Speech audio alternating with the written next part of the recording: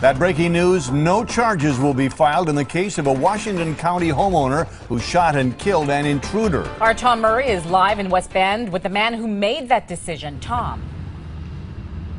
Well, Shelley, Mike, yes, good evening. We are joined now by the Washington County District Attorney.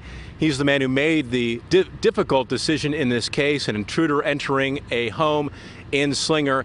The homeowner killing that intruder, Bo Morrison, was the intruder, 20 years old, who was killed on the scene inside that home. District Attorney Benson, how difficult was this decision, and what were the main factors in choosing not to charge the homeowner? Well, it certainly was a difficult decision. We have a person that was dead, and if a person, we know who the person who shot him was, the homeowner, and if he didn't act lawfully in self-defense, he should be charged with a crime and a very serious crime.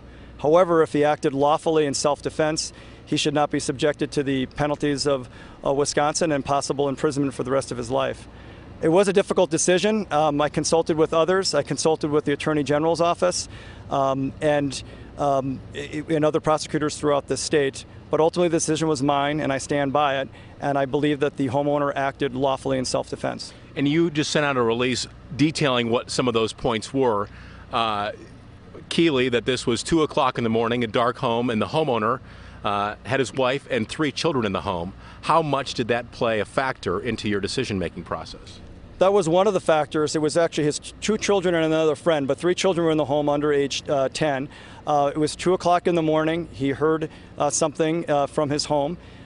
He ultimately fired 1 shot. He had 6 shots in his firearm. He was startled when he went out to the room of his house, and there was a figure that was there, Mr. Morrison, who we believe was trying to hide. And when he went out there, Mr. Morrison stood up, and he was startled and ultimately took a step forward towards him, and he reacted, and he was in fear for his safety. Much has been made of the state's new Castle Doctrine law.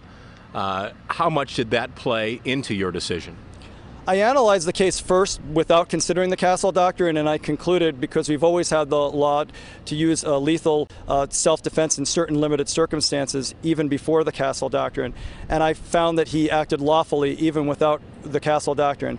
But I did, in this case, analyze the Castle Doctrine. I found that it did apply in this case, that all of the 7 prerequisites, as I looked at it, were met in this case, and therefore the presumption of reasonable force was an accurate one, and it would have made it harder to prosecute him. All right. Washington County District Attorney Mark Benson detailing the decision that just was made in that Slinger case. On your side, live in West Bend, Tom Murray, today's TMJ4. Tom, quick question for you. Bo Morrison's family has been so vocal in this case. Has anyone talked to them about this decision? Has the DA said anything to them? Mark, a quick question from our anchors. They're wondering, have you reached out to Bo Morrison's family, and what would you say to his family who is still grieving his loss? Well, I have on 2 separate occasions expressed my condolences to Mr. Morrison's family. I have met with them prior to releasing the decision. We did meet with the family and explain to them the reasons for our decision. And as any parent is, it's an awful thing for a parent to have to go through to lose a child. Thank you. Back to you. All right, our Tom Murray live for us in Washington County. Thank you very much.